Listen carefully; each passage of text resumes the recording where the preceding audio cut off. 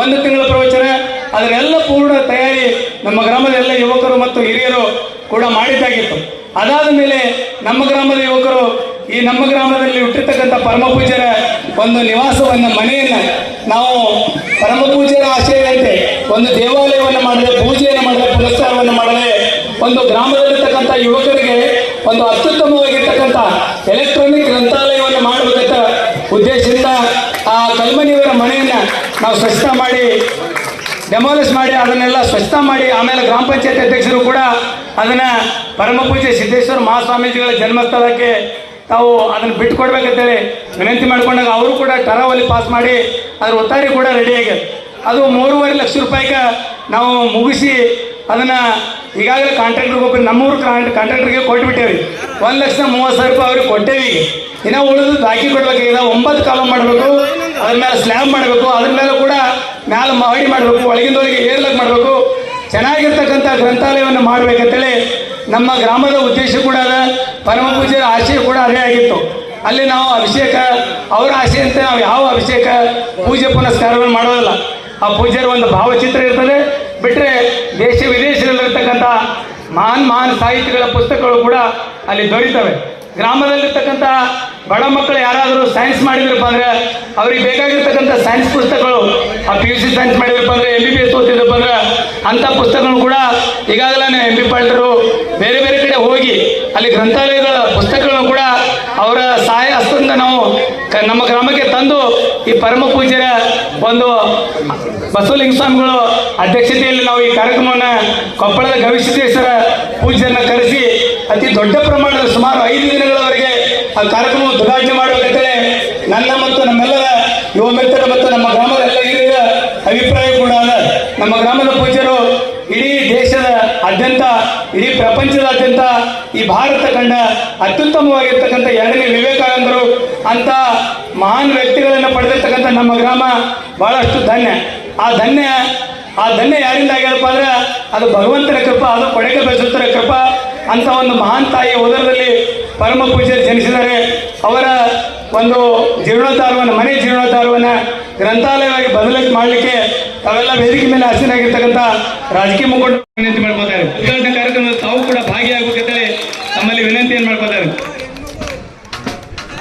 ನಾಟಕದ ಶ್ರೀ ಕೊಡಕೇಶ್ವರ ಮಹೋತ್ಸವದ ಅಂಗವಾಗಿ ಜೀವ ಸಾಹಿತ್ಯವನ್ನು ನಡೆಸಿದಂಥ ಪರಮ ಪೂಜ್ಯ ಶ್ರೀ ರಂಗಯ್ಯ ಕೊಡಕೇಮಠ ಸ್ವಾಮಿಗಳೇ ಹಾಗೂ ಇನ್ನೊಬ್ಬ ನಮ್ಮ ಕೊಡಕೇಮಠ ಪ್ರೊಫೆಸರ್ ಅವರೇ ಹಾಗೂ ನಮ್ಮ ಆತ್ಮೀಯರು, ನಮ್ಮ ಸೋದರರಾದಂಥ ಜಿಲ್ಲಾ ಕಾಂಗ್ರೆಸ್ ಉಪಾಧ್ಯಕ್ಷರಾದಂಥ ಶಿವಗೌಡ ಜಗಮಣ್ಣವರೇ ಹಾಗೂ ಸಚಿನ್ ಬೆಂಕಿ ಅವರೇ ಹಾಗೂ ಈ ಊರಿನ ಹಿರಿಯರಾದಂಥ ಮಲ್ಕಪ್ಪ ಗಡ್ಡವರೇ ಹಾಗೂ ರಾವತಪ್ಪ ಬೆಂಕಿ ಅವರೇ ಹಾಗೂ ಇನ್ನೊಬ್ಬರು ಬೆಂಕಿ ಅವರ ನೀಡಿ ಅವರು ಆಶೀರ್ವಾದ ಮಾಡಬೇಕು ಅಂತ ತಿಳ್ಕೊಂಡು ತಮ್ಮಲ್ಲಿ ಕೇಳ್ತಾ ಇದ್ದೇನೆ. ಹಾಗೂ ನಾಟಕಗಳು ಮತ್ತು ಸುಲಭದ ಮಾತಲ್ಲ, 1 ತಿಂಗಳು ತಾಲೀಮು ಮಾಡಿ ಬಹಳ ಒಂದು ಅದ್ಭುತ ತಮಗೆ ಒಂದು ಒಳ್ಳೆಯ ಪಾತ್ರಗಳನ್ನು ತಮ್ಮ ಮನೆಗೆ ಮುಟ್ಟುವಂಥ ಆಟವನ್ನು ಆಡ್ತಾ ಇದ್ದಾರೆ. ಅವರಿಗೆ ಪ್ರೋತ್ಸಾಹ ನೀಡಿ ಹಾಗೂ ಈ ರಂಗಭೂಮಿಯನ್ನು ಉಳಿಸಿ ಅಂತ ಹಾರೈಸಿ.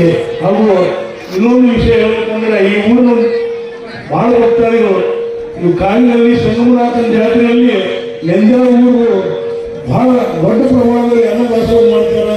ಅದನ್ನು ಬಹಳ ಹೆಮ್ಮೆ ಅಂತ ಹೇಳ್ತಾ ಇದ್ದಾರೆ. ಯಾಕಂದರೆ ಅದು ಸಾಮಾನ್ಯ ಮಾತಲ್ಲ, ಎಲ್ಲಿಂದ 300ರಿಂದ 400 ಕಿಲೋಮೀಟರ್ ಆಗ್ತದೆ.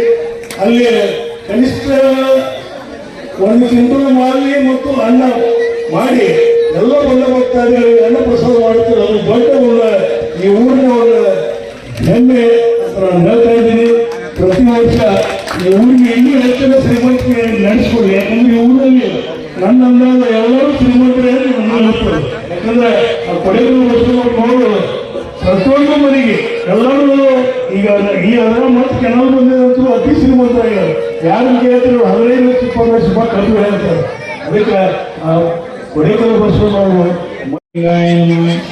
ಶ್ರೀ ಕಡೇಕಲ್ನ ಪೂಜ್ಯರು ಹಾಗೂ ಇಲ್ಲಿ ವೇದಿಕೆ ಮೇಲೆ ಆಗಮಿಸಿದಂಥ ಸಕಲ ರಾಜಕೀಯ ಗಣ್ಯ ವ್ಯಕ್ತಿಗಳು ಹಾಗೂ ಇಲ್ಲಿ ಆಗಮಿಸಿದಂಥ ಸಕಲ ಭಕ್ತಾದಿಗಳನ್ನು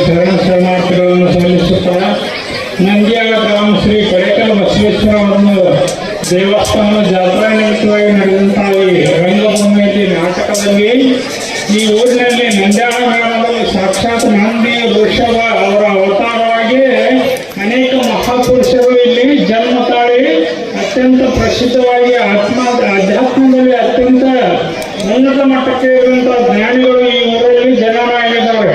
ನಂದ್ಯಾಳ ಸಂಗಯ್ಯನವರು ಅಂತ ಹಿಂದೆ ಒಬ್ಬರು ಜನನಾಗಿ ಭೀಮಾಶಂಕರ ಗುರುಗಳಾಗಿ ಹೋಗ್ಯಾರ ಮತ್ತು ಸಂಗಯ್ಯರು ಮತ್ತು ಸಿದ್ದೇಶ್ವರ ಸ್ವಾಮಿಗಳು ಕೂಡ ಅವರು ನಂದಿ ವೃಷಭನ ಅವತಾರ ಅಂತ ಮಹಾನ್ ಪುರುಷರು ಈ ನಂದ್ಯಾಳ ಗ್ರಾಮದಲ್ಲಿ ಜನಿಸಿದರು. ಈ ನಂದ್ಯಾಳ ಗ್ರಾಮದ ಉನ್ನತ ಶಿಖರ ಅಂತ ಈ ನಾಟಕದಲ್ಲಿ ನಾಟಕ ಶಿವನಿಂದ ಎಲ್ಲ ಕಲೆಗಳು 66 ಕಲೆಗಳು ಕೂಡ ಶಿವನಿಂದಲೇ ಉದ್ಭವ ಆಗಿರುವಂತಹ ತರ. ಅದಕ್ಕಾಗಿ ನಾಟಕದಲ್ಲಿ ಹಂಸ ಕ್ಷೀರ ನ್ಯಾಯದಂತೆ ಒಳ್ಳೆಯದು ಇರ್ತದೆ ಕೆಟ್ಟದ್ದು ಇರ್ತದೆ. ನಾವು ಒಳ್ಳೆಯದನ್ನು ನೋಡಿ ಅದನ್ನು ಅನುಕರಿಸಿ ಕೆಟ್ಟದ್ದನ್ನು ಬಿಟ್ಟು ಇಂಥ ನಮ್ಮ ಜೀವನದಲ್ಲಿ ಅದನ್ನು ಪಾಠ ಕಲಿತು ಅದರಂತೆ ಅನುಸರಿಸಿ ನಡೆಯಬೇಕಾಗಿ ವಿನಂತಿ. ಹಾಗೂ ಕಲಾವಿದರು ಅನೇಕ ಬಡ ಕಲಾವಿದರು ತಿಂಗಳಾನುಗಟ್ಟಲೆ ತಮ್ಮ ಕೆಲಸಗಳನ್ನು ಬಿಟ್ಟು ಇದರಲ್ಲಿ ತೊಡಗಿಕೊಂಡಿರ್ತಾರೆ. ತಾವೆಲ್ಲರೂ ಅವರಿಗೆ ಪ್ರೋತ್ಸಾಹಿಸಬೇಕಾಗಿ ವಿನಂತಿ. ಅಂತ ವೇದಿಕೆ ಇದಲ್ಲ, ನೀವೆಲ್ಲ ನಾಟಕವನ್ನ ನೋಡಬೇಕು ಅಂತೇಳಿ ಕುಂತಿದ್ದೀರಿ. ಹೀಗಾಗಿ ನಾನು ಏನು ಹೇಳೋದಿಲ್ಲ, ಆದರೆ ಒಂದು ಮಾತನ್ನ ಹೇಳ್ತೀನಿ. ಅದೇನು ಅಂತ ಹೇಳಿದ್ರೆ, ಎಲ್ಲ ಕಡೆ ಬರಗಾಲ ಬಿತ್ತಿದ ಬೀಜ ಬೆಳೆದಿರುವಂತಹ ಸಂದರ್ಭದಲ್ಲಿ ದಯವಿಟ್ಟು ತಾಯಂದ್ರ ಸ್ವಲ್ಪ ಗಲಾಟೆ ಮಾಡಬಾರ್ದು ಹೇಳಿ ನಾವು ಕಳಕಳಿಯಾಗಿರ್ತಕ್ಕಂಥ ವಿನಂತಿ ಮಾಡ್ಕೊಳ್ತೇವೆ. ಒಂದು ಸ್ವಲ್ಪ ಮಳೆ ಇಲ್ಲದಂತ ಸಂದರ್ಭದಲ್ಲಿ 23 ದಿನ ಬಸವಣ್ಣನ ಮಳಿ ಪುರಾಣವನ್ನು ಓದಿದಾಗ ಈ ಊರಲ್ಲಿ ಮಳೆ ಬಂತು. 100ಕ್ಕೆ 70 ಬೆಳೆದೆ.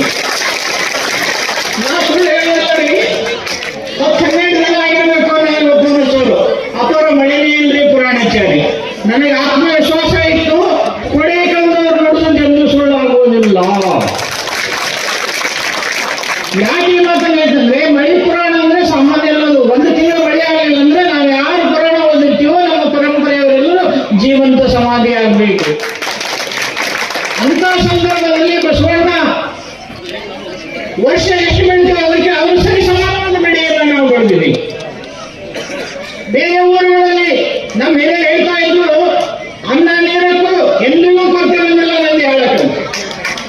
ಯಾಕಂತ ಹೇಳಿದ್ರೆ ನಂದಿ ಅಂದ್ರೆ ಬಸವಣ್ಣ, ಹಾಳು ಅಂದ್ರೆ ಇರುವಂತ ಊರು. ಬಸವಣ್ಣ ಎಲ್ಲಿ ನೆಲೆಸಿದ್ದಾನೋ, ಕೊಡೇಕಲ್ಲು ಬಸವಣ್ಣ ಎಲ್ಲಿದ್ದಾನೋ ಅಲ್ಲೆಲ್ಲ ಸಮೃದ್ಧಿ ಇರ್ತದ. ಆತ ಇನ್ನೂ ಹೆಚ್ಚಿಗೆ ಸಮೃದ್ಧಿ ಕೊಡ್ತಾನ. ಈ ವರ್ಷ ಮಳೆ ಬೆಳೆ ಚೆನ್ನಾಗದ. ತಾವೆಲ್ಲರೂ ಕಾಯಕ ಮಾಡಿ ಆ ಜಾತ್ರೆಯಲ್ಲಿ ಭಾಗವಹಿಸಿ ಇಂದಿನ ಶುಭಫಲಗಳನ್ನು ಪಡೆದಿ ಬಸವಣ್ಣ ಆರೋಗ್ಯವನ್ನು ಕೊಡಲಿ ಅಂತ ಹೇಳ್ತಾ ಎಲ್ಲರಿಗೆ ಶರಣ ಶರಣಾರ್ಥಿ ಹೇಳಿ ನನ್ನ ಮಾತನ್ನು ಮುಗಿಸ್ತೇನೆ.